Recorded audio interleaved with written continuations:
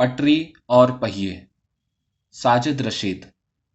وہ دونوں خاکی وردی والے ریلوے مہتر اسٹریچر لیے میرے قریب سے گزرے، اتنے قریب سے کہ میں اسٹریچر میں پڑے آدمی کا چہرہ آسانی سے دیکھ سکتا تھا۔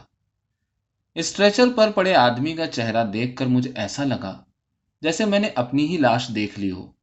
اس کا پیٹ کچلا ہوا تھا اور کچلے ہوئے پیٹ میں سے اس کی آنتیں نکل آئی تھیں۔ خون اور گدلا گاڑھا سیال اسٹریچر پر پھیلا ہوا تھا۔ مردہ آدمی کی دونوں آنکھیں حلقوں سے باہر نکل آئی تھیں۔ ناک، منہ اور دونوں کانوں سے خون رسنے کے بعد جم کر پپڑی ہو رہا تھا۔ مجھے محسوس ہوا جیسے میری آنتیں سکڑتی جا رہی ہیں اور خون کا نمکین مردہ ذائقہ میرے منہ میں گھل گیا۔ مجھے زور کی اکائی آئی اور میں پیٹ پکڑ کر پلیٹ فارم پر اکڑوں بیٹھ گیا۔ میں اپنی بیوی اور 2 بچوں کے ساتھ بذریعہ بس اپنے قصبے سے 6 گھنٹے کے تھکا دینے والے سفر کے بعد لکھنؤ پہنچا تھا، اور بمبئی کی گاڑی کے لیے قلی کے ہمراہ جب پلیٹ فارم پر پہنچا تو محسوس ہوا کہ یہ پلیٹ فارم ٹرین کا نہیں، حشر کا ہو۔ اف، کتنا رش ہے، کیا ہمیں جگہ مل سکے گی؟ شاہدہ نے دھیرے سے کہا۔ اس کے لہجے میں گھبراہٹ تھی۔ شاید، میں نے سگریٹ سلگاتے ہوئے مختصر سا جواب دیا۔ نہ جانے کیوں اتنی بھیڑ دیکھ کر کچھ زیادہ کہنے سننے کی طبیعت نہیں ہو رہی تھی۔ میرے خیال سے یہ گاڑی ہمیں چھوڑ دینا چاہیے، شاہدہ نے دبی آواز سے کہا۔ تو کیا بمبئی تک پیدل چلیں؟ میں چڑ سا گیا۔ آپ سفر پر نکلتے ہیں تو سامان کے ساتھ ناک پر غصہ بھی باندھ لیتے ہیں۔ شاہدہ کو بھی میرے اس جواب پر غصہ آ گیا تھا۔ تم بات ہی ایسی کرتی ہو، میں نے جھلا کر کہا۔ چند لمحوں کی خاموشی کے بعد میں نے اپنے قلی سے پوچھا، کیوں بھائی، اس گاڑی کے بعد دوسری گاڑی کب ہوگی؟ دوسری گاڑی تو آپ کو صبح 9 بجے ملے گی باؤجی۔ سنا تم نے؟ میں نے شاہدہ کو مخاطب کیا۔ رات یہیں گزاری جائے کیا؟ بھیا، کیا اس میں بھی اتنی ہی بھیڑ ہوگی؟ شاہدہ نے قلی سے شاید اس امید میں پوچھا کہ جواب انکار میں مل جائے۔ نہیں بہن جی، بھیڑ تو اس میں اس سے زیادہ ہی ہوگی، میل ہے نا، قلی نے سوچتے ہوئے کہا۔ اب کیا خیال ہے، تیسری گاڑی سے چلا جائے؟ مجھ پر پھر جھلاہٹ سوار ہونے لگی۔ خدا کے لیے چپ رہیے، یہ پلیٹ فارم ہے، ہمارا گھر نہیں، شاہدہ نے غصے کو دباتے ہوئے ملتجانہ انداز میں کہا۔ میں کچھ کہنے ہی کو تھا کہ پلیٹ فارم پر موجود لوگوں میں بے چینی پھیل گئی۔ بیٹھے ہوئے لوگ اٹھ اٹھ کر کھڑے ہونے لگے۔ تیار ہو جائیے باؤجی، گاڑی آ رہی ہے، اتنا کہہ کر قلی نے ہولڈال اٹھا کر سر پر رکھا اور دائیں ہاتھ میں اٹیچی اٹھا کر مستعد ہو گیا۔ میں نے بچی کو گود میں اٹھا لیا اور شاہدہ نے مننے کو لاد لیا۔ ہاتھی کی طرح قوی الجثہ انجن لوہے کی چکنی پٹریوں پر دھواں اگلتا، پھنکارے مارتا، پلیٹ فارم کے آخری سرے تک پھسلتا چلا گیا۔ انجن کے رکتے ہی لوگ ڈبوں کی طرف لپکے اور پلیٹ فارم پر شور مچ گیا۔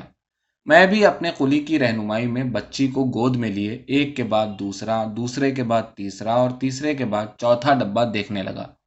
اس طرح میں نے کئی ڈبے دیکھ ڈالے، مگر مایوسی ہاتھ آئی۔ لوگ ڈبوں میں ٹھسا ٹھس بھرے ہوئے تھے۔ 1/4 ڈبوں کی تو کھڑکیاں دروازے بند تھے۔ ہمارا قلی ہر ڈبے کی کھڑکی پر مکے مارتا، مگر لوگ جیسے کانوں میں انگلیاں ٹھونسے بیٹھے تھے۔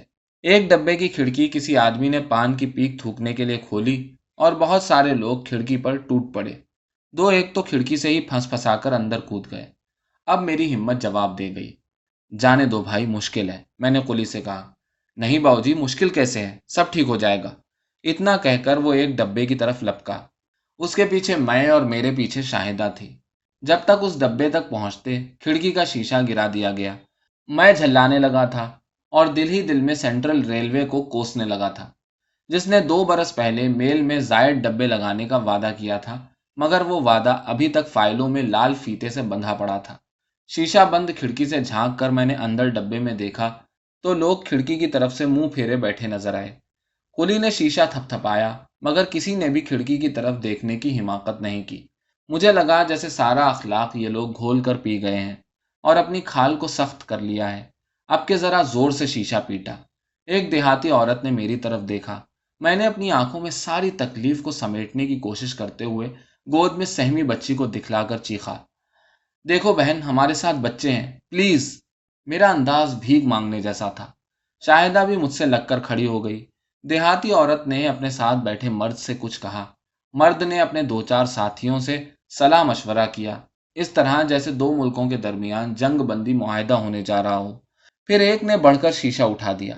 कुली ने झटके से होल्डाल अंदर फेंका, फिर अटेची को, शाहिदा को मैंने अंदर धकेला, फिर मुन्ने को, फिर बच्ची को, और आखिर में कुली की मजदूरी देकर मैं अंदर ऐसे दाखिल हुआ जैसे मुकद्दस किताब में बयान करदा वाक़ये के मुताबिक इबलीस जन्नत में सजदा न करने की चालाकी में दाखिल हुआ था।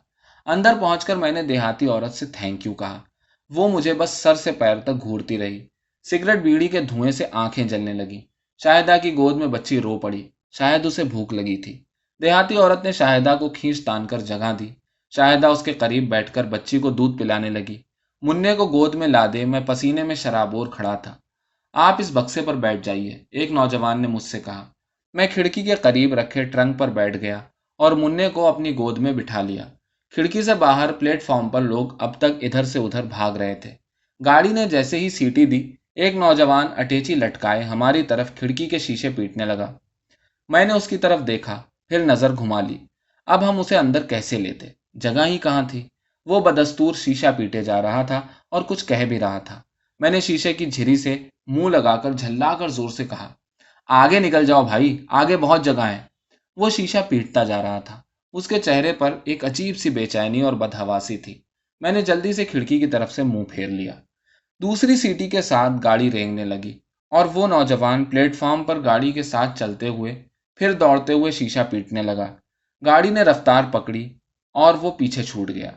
गाड़ी के प्लेटफॉर्म से निकलते ही मैंने खिड़की का शीशा उठा दिया और कंपार्टमेंट में ठंडी हवा का फरहद बख्श झोंका दर आया। कोई घंटे भर बाद ब्रेक की चंचनाहट के साथ गाड़ी रुक गई। मैंने खिड़की से सर निकालकर अंधेरे में देखा।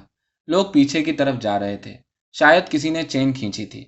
15-20 मिनट बाद गाड़ी फिर चल पड़ी थी। कानपुर स्टेशन पर गाड़ी प्लेटफॉर्म से लगी। भीड़ यहाँ भी थी।